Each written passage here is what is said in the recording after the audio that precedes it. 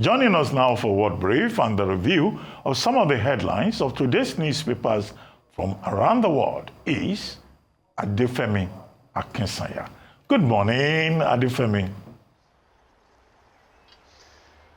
Good morning, Dr. Rubin. Good morning, Vinbai, and good morning to you, Rotus. I hope you're all doing well on this Wednesday morning. Dr. Rubin, I have to warn you, after your comments yesterday, I can't have you spoil my, international correspondent market when it comes to politicians being afraid to talk to me after your comments yesterday. Just have to put it out there now. Just have to put it out there now. That being said, let me tell you what is happening around the world. Let me tell you what's happening around the world now. I was listening to your guest just now talking about the US tariffs and how Nigeria fit into them, and he made really great points, all of you, in addition to the guests too. And so naturally today's edition of the World Brief will also look at the tariffs. You've already touched on Nigeria's position in them, but I want to put special focus on the United States and China, and essentially the trade war really growing between the two of them. As we know, the United States have put tariffs on 60 countries around the world, which the United States, China, we already knew, highly affected by them. But what we're seeing in this latest iteration of a war between China and the United States is a levy of 104% on Chinese goods. Now, this is going to be significant. It is significant because, as we know, China is the world's largest exporter, the United States, the largest consumer market in the world.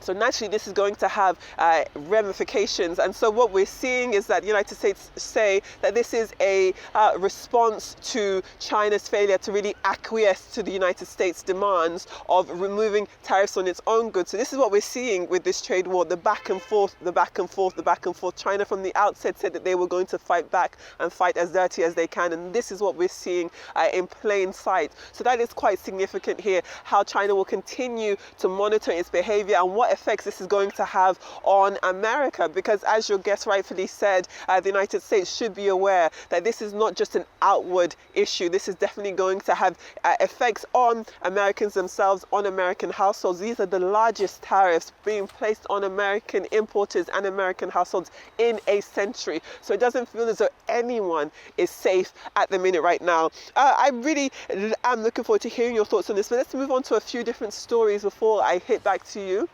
South Sudan. If you remember, last week we were discussing Senator Marco Rubio's decision to essentially light the fire between the United States and South Sudan over the deportation of a man from the United States to South Sudan. Now, South Sudan had actually refused to accept this man into the country over questions that he wasn't actually a South Sudanese national. And so the back and forth between the two of them meant that this visa situation that we're seeing on South Sudanese applicants trying to get into the United States was definitely worsening amid this situation. The latest update we've had on this story now is that South into the country in hopes of hopefully softening the tensions between the United States and South Sudan, especially when it comes to visa restrictions between the two countries. So we will be keeping our eyes on there to see whether or not this gesture, which the South Sudanese say is literally a gesture of goodwill, will diffuse tensions in this area. And then finally, today, April 9th, is the 20th anniversary of King Charles and Camilla's wedding. They got married, if you remember, some 8 years after the death of Princess Diana, and it was a very, very small private ceremony in Windsor. And 20 years on, they have experienced a lot together. Of course, they've experienced together the death of Queen Elizabeth II, and then the subsequent coronation of King Charles, him finally becoming king. And there's also the added layer of his health issues. So it will be interesting to see how the couple will be celebrating their 20th anniversary. I forget what 20 years represents. I don't think is it gold? Is it golden? I can't remember what 20 years represents. Perhaps you can help me on that. But they are actually in Rome are actually in Rome on a visit, which is what they'll be spending their time on. Now, we will touch on this story a bit more during the newspaper review, because we'll be talking about how Prince Harry is actually in the United Kingdom in court, talking about his security detail in the aftermath of him stepping back from royal-facing duties in the United States, in the United Kingdom rather, before his move to the United States, and how his father didn't actually see him before leaving the country and going on to Rome, which is where he remains. But those are your stories from around the world. Love to hear your thoughts before we move on to the newspapers. Yeah, I mean, we're going to be delving further into the escalation of trade tensions between the U.S. and China. But it should be noted that the United States is going to suffer for this, and it's already happening. So Treasury yields are rising, which means borrowing costs in America are actually increasing. And the Trump administration wanted Treasury yields to actually fall. They were hoping that they would force the Federal Reserve into cutting interest rates. And that's not happening right now, because there's a lot of tensions right now, particularly in the credit market. So, you know, credit spreads are increasing, which is the difference between U.S. bonds and bonds that are offered from corporate institutions. So the U.S. is going to feel the pain here. Also, with oil falling, China is one of America's biggest importer of petrochemicals that are exported from the U.S. over across the world. So the U.S. is going to suffer there as well. So China will feel a lot of pain. 104% is huge. They did not back down. Xi Jinping wants to position himself as a strong leader to his people. They said that they are willing to exercise certain tools that will allow them to weather the storm. The yuan, Dr. Abati mentioned this yesterday, the yuan has already been weakened. It looks like and it's part of Trump's narrative of China being a currency manipulator. But there's a lot. We're expecting to hear Europe's response, because the 20% tariffs, and I think steel and other things have gone into effect for Europe, across the board for everybody else. It's all very interesting, but what should be noticed is that the U.S. is going to suffer for this as well. All right, very quickly on that trade war. Interesting to see that China is now aligning with some of the BRICS nations and mobilizing the global south. They've already extended an olive branch to India. That's official, and they've made that public yesterday, that they're seeking a mutual cooperation to create a bloc in essence. Now, we know that this is what BRICS was created for. This is the moment, if we may say, that BRICS has been waiting for, because we know that last year at that BRICS summit that was held in Russia, top of the agenda was de-dollarization. And it seems they are being served with the perfect opportunity to do that on a silver platter. Where does Russia stand in all of this? Because we've seen this budding friendship between Vladimir Putin and Donald Trump, which is totally unprecedented, because, of course, we know what Russian-American relations have been in the past. But anyway, we'll delve deeper into that during the business segment. I want to touch on South Sudan and the immigration crisis, because I think the economic issues are taking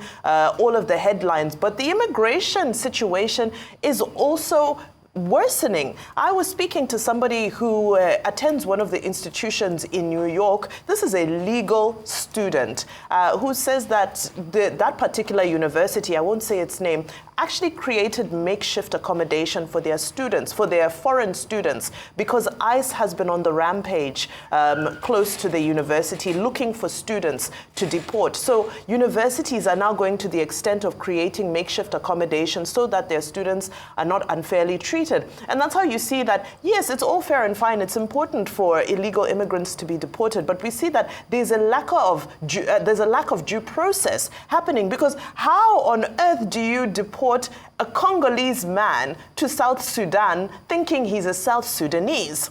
Good to see that South Sudan has taken the higher ground, has chosen to be the bigger man in this, because, of course, it was going to affect the whole nation. Imagine one mistake, South Sudan refusing to accept that mistake, and the response from Marco Rubio is to say that, well, we're going to suspend all visas from South Sudanese. It's not a proportional reaction. And in diplomacy, we tend to speak of proportional responses to situations. So I hope that we can continue to unpack more that's happening with the immigration situation and bring it to the front burner, because it's just as important as the economic situation. Okay, the issue about South Sudan is as follows.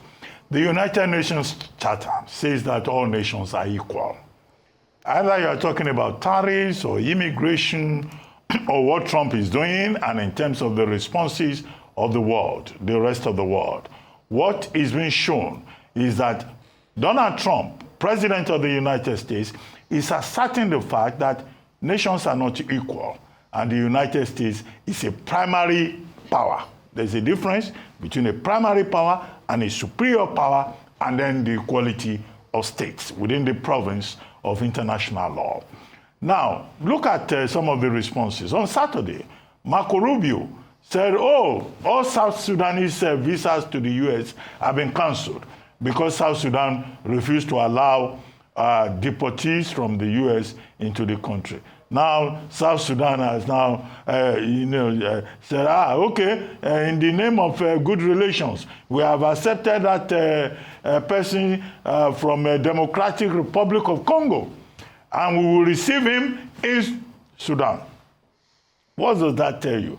That tells you that South Sudan itself sees itself as an unequal party in this matter. And this is the reality of the relations, between nations in the wake of Trumpism in the United States and the assertion of American exceptionalism beyond whatever range the entire world may have expected.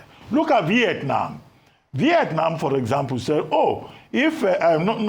Vietnam said, okay, if Trump is imposing tariffs, we will do zero tariffs with the United States.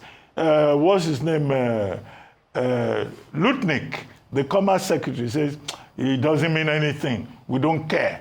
What can Vietnam do with the United States? Sorry, I will cite the example of Zimbabwe again. Zimbabwe rushed and said, oh, we have cancelled all tariffs. In other words, we're dealing with an international order in which there is a lot of inequity, a lot of inequality, and, Trump is just driving home that message, which is why I cited earlier the front page story of this day, saying that the Office of the U.S. Trade Representative is saying that Nigeria is blocking trade, imports from the United States. How will Nigeria respond to that? We would like to see.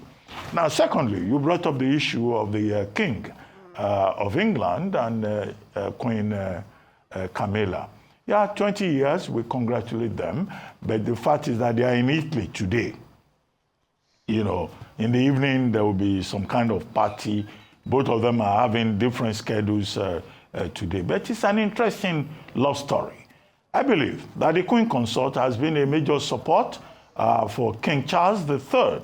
And, she also proves the point that side chicks can become wives, and that they can even, you are laughing. I'm making a point. Why are you looking this way and that way? I'm making a point. I mean, she started as a side chick. They met in 1970. They dated for 2 years, but they went their separate ways. She married a British Army officer, Parker Bowles. He married Princess Diana, but somehow their paths crossed again. And then when Princess Diana died 8 years later, he married her, made her Duchess of Cornwall, even if the Queen Elizabeth II and Prince Philip, did not attend that wedding. But we have seen her as a major pillar of support to King Charles III. They keep separate, residences, but they work together. So, I mean, she's a very good advertisement for what a second wife can be. But I think that, what is important here is the support that she offers, the value that she brings to the man, the peace that she has given him, Dr. and all of that. I wonder if you can help me with the correct term. Because I wonder if because there is a word for this behavior. We're not speaking about the Queen Consort herself, but I believe there's a word in Yoruba. Is it like someone who like boko loko? Is that what you're saying? Because I know like the modern. That's not what I'm saying. Is like I'm not saying that the two have done well not together in 20 years, but also there's that shadow of a Princess Diana that cannot go away, and that is still sustained through the legacy and example and the life of, Princes Harry and William. I don't want to put Yoruba, into it. Let's just stay with that. Congratulations to both of them. All righty. I'm sure they'll be very, very appreciative of your well wishes this morning. Thank you all for your thoughts on the World Brief. Let's move on to newspapers. As ever, we start with the front page of This Day. And this morning, This Day does lead with some background. Again, we're still focusing on US tariffs and how Nigeria fit into those. So, the information behind essentially this decision for the US to impose this 40% tariff on Nigerian imports, it seems as though this is in response to Nigeria's decision to put an import ban on 25 different categories, which had impacted US exporters. Now, this is according to the Office of the United States Trade Representative, which had noted that the ban, particularly in agriculture, pharmaceuticals, beverages and consumer goods, negatively impacted the United States trade relationship with Nigeria. Again,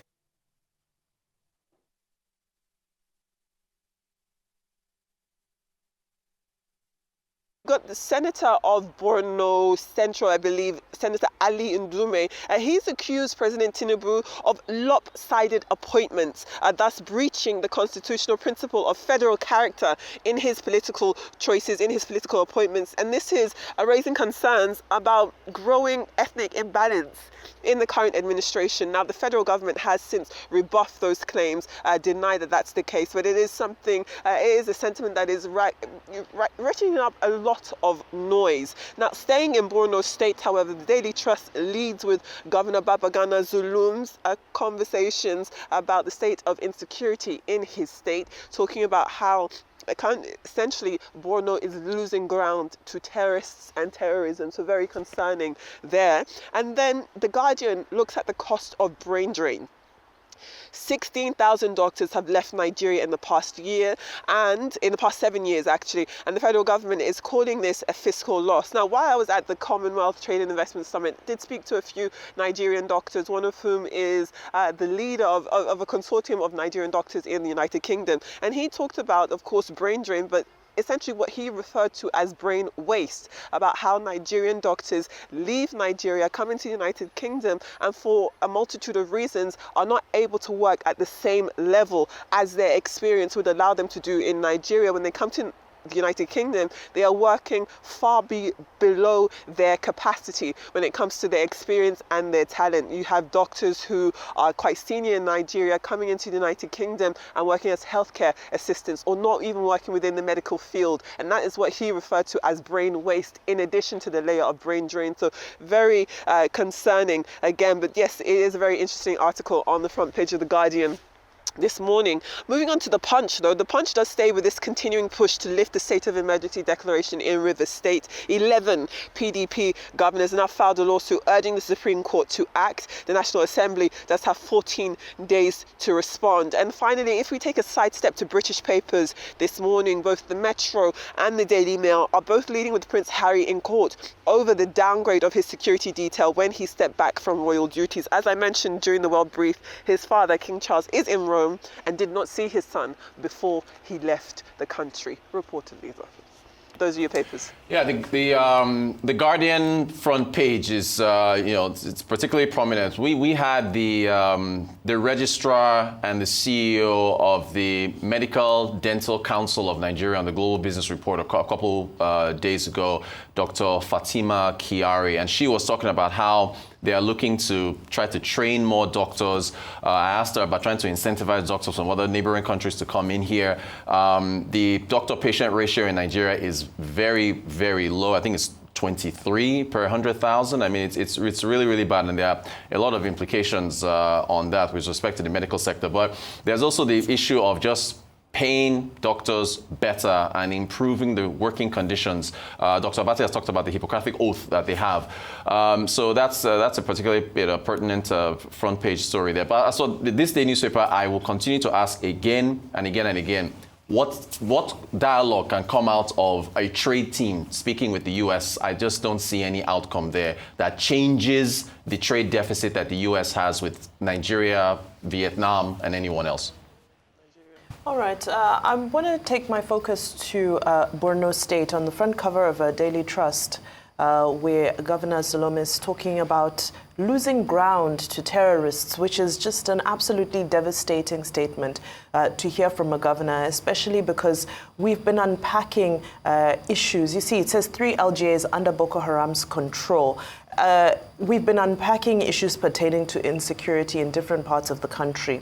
And, you know, what he was saying is it was more or less an appeal, because he's saying that we need more technology, we need helicopters, we need drones. But he also said that it seems that the focus of the military is not on this region anymore. So it's, it's concerning, especially because we already know what's happening within the Sahel region. And this is just not a time for us, because, you know, the last reportage we had heard was that insecurity was on the decline. We hadn't heard of Boko Haram in a very long time. So to hear that Boko Haram has even, according to him, has even dislodged some military installations is a very concerning development. And I do hope that the service chiefs do heed his call and take action. Well, just a very quick comment on this mass migration of doctors from Nigeria to other places. About 16,000 of them. I'm sure there are probably even more. Now, the reason these doctors, exit Nigeria is because they don't have the enabling environment to express themselves, to practice in Nigeria. I know that we once had a minister of the Federal Republic, who said, oh, any doctor that wants to go anywhere can just get out. It doesn't matter. But if you look at the doctor-to-patient ratio in Nigeria, we don't have it. And yet every time we get to hear stories that some of those Nigerian doctors who are japad, to use a familiar expression, they are some of the best in other parts of the world. I've had people who say, oh, they went to South Africa or they went to England, and only the doctor, the specialist that came to attend to them happened to be a Nigerian. Now, all those experts that are in Saudi Arabia, that are in South Africa, that are in the United Kingdom, if they were here, they will contribute to the development of the health sector in Nigeria. The challenge for government is to address the Japa syndrome, whether it's in the medical sector or it's in the media sector. Some journalists too have a jackpot, or it is in any sector at all. Any country that is failing, that is not providing great opportunities for its people, will become an exporter of talents to other places. The thing to do is to build your country in such a way that your best talents can stay here. And even if they claim globalization and they go out, they can also confidently say, I want to go back to Nigeria. There are many Nigerians abroad doing well who would like to come back home, but when they hear of bad rules, kidnapping, terrorism, banditry, they don't even want to come back home. And you are one of the people who went abroad and returned. Maybe eventually you say, well, that country, there's too many, there are too many issues there. Let me just stay in this United Kingdom. They will prefer to have you here. So this is the issue in all the professions, and that's a challenge for government. All right. Well, on that note, I'm so glad we were able to cover all of our ground today. Thank you so much, Adefemi. Please enjoy that beautiful environment where you are. Looks very peaceful.